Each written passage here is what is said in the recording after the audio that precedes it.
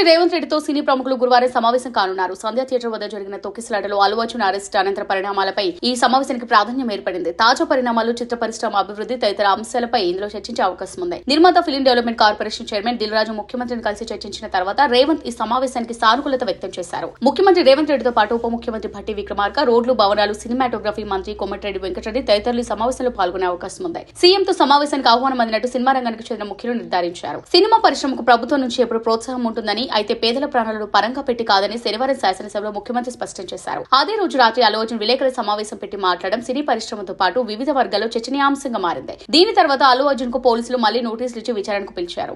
ఇక నుంచి benefit show విషయంలో ప్రభుత్వం ఆచితూచి వ్యవహరిస్తుందని మంత్రి కోమటిరెడ్డి వెల్లడించారు. మరికొందరు మంత్రులు కూడా గట్టిగా స్పందిస్తుండటంతో వివాదం మరింత ముదిరింది.